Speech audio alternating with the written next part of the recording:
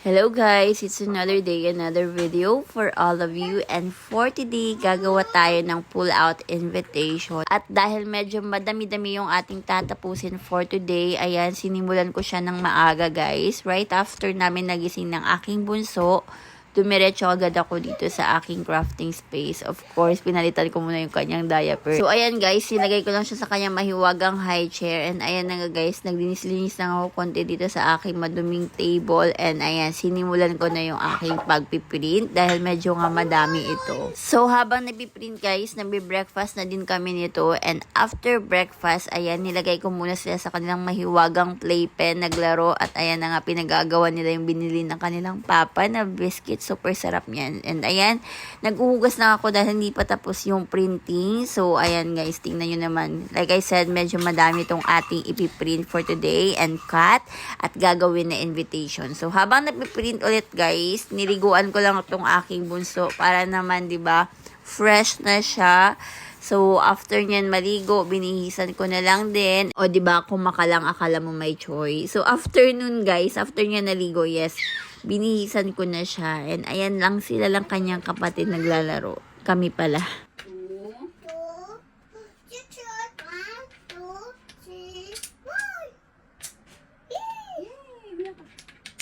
So, after nun guys, pinadede ko lang siya. And ayan, pinapatulog ko na. Kaso, itong ate niya, o, diba? Yun yung mga struggles natin, guys, every morning. Pero okay lang yan. Nakasanayan ko na din. So, after kong patulugin yung aking bunso, guys, bumalik lang ako sa aking crafting area at sinimulan ko na rin mag-cut ng mga invitation gamit itong aking Cricut Maker 3. So, sa mga nagtatanong, guys, it's a cutting machine. Hindi po yun printer. And yes po, Cricut is a cutting machine. Hindi po siya printer. It's a cutting machine. And yes, it's Cricut, not Cricut. Ayan, tingnan mo naman yung kanyang output. Super linis ng kanyang pagkakat. Kaya gustong-gusto kong nagkakat sa aking Cricut machine, guys. Kasi nga, precise and clean.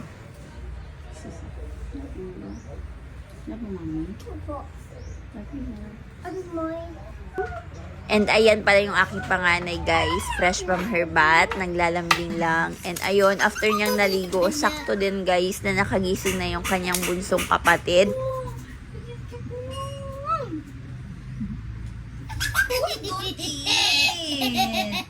Thou shall not eat this one, okay? Nahihirapan siya, ading nak. Nak. Nahihirapan siya, nak.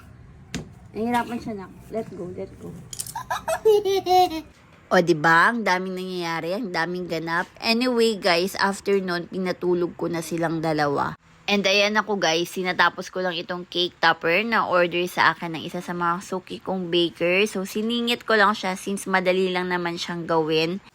So, ayan guys, ito pala yung ginawa kong cake topper. I think for birthday ito ng isa sa mga customer ng client ko. Ayan. And ito pala yung aking mga anak. Super tulog na sila guys. And dahil tulog sila, let's continue making the orders. And ang ating gagawin, like I said, is pull out invitation. Na-discover ko while watching TikTok. Kaso nga lang, yung nakita ko sa TikTok is kailangan mo ng die cutting machine para ma-achieve mo tong pull out invitation. At dahil wala pa ako nun, naganap ako ng way para ma-achieve siya guys. Which is marami namang ways. And itong ginagawa ko or ginagamit ko way dito guys is sariling version ko dahil para sa akin ito yung madali.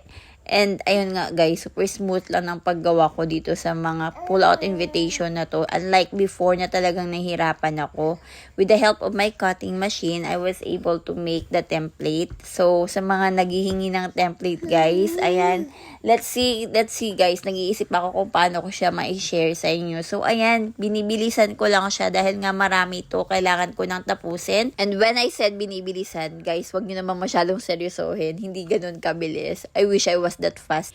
And ayan na nga guys, dahil inaabot na naman tayo ng madaling araw kakagawa nitong mga invitation na to. Ayan, heto ako pagka next day. time for product photography. And ayan guys, ina-arrange ko lang yung invitation for photo shoot. So, for the backdrop pala guys, sa Shopee ko lang yan nabili.